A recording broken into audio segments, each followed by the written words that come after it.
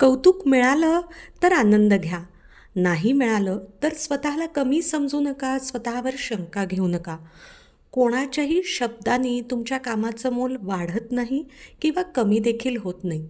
हो मैत्रिणींनो, गृहिणींनो, स्त्रियांनो, आपल्या आयुष्याचं हे गणित असंच आहे. आपण रोज जे काही करतो ते रोजचंच आहे म्हणून दुर्लक्षित केलं जातं. पण ते सगळं केलं जातं म्हणूनच घर स्थिर स्थावर असतं.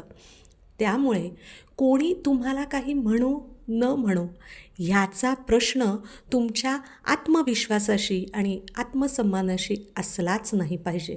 आणि जेव्हा आपणच स्वतःचं कौतुक करतो ना, की मी आज खूप जास्त छान केलं कालच्यापेक्षा, तेव्हा आपला आत्मविश्वास, आपला आत्मसन्मान नक्कीच वाढीस लागत असतो. तुमचा आनंद जर तुम्ही दुसऱ्यांच्या कौतुकावर अवलंबून ठेवलात, तर कुठेतरी तुम्ही स्वतःला मानसिकदृष्ट्या कमकुवत करत आहात. स्वतःचं कौतुक करायला शिकणं हीच गोष्ट खूप महत्त्वाची आहे.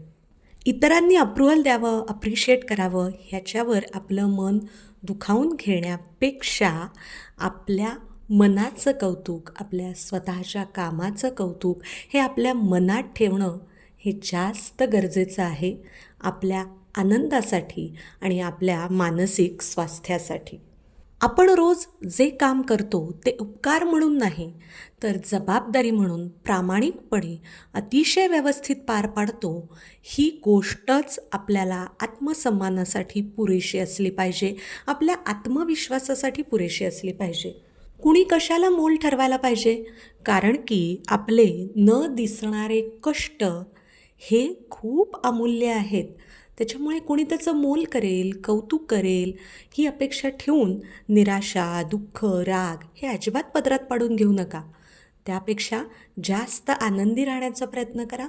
तुम्ही जितकं आनंदी राहाल आणि आनंदाने ह्या गोष्टी कराल, तितकं आपोआपच तुम्ही बघाल बाहेरचे लोक, घरातले लोक कौतुक करतील.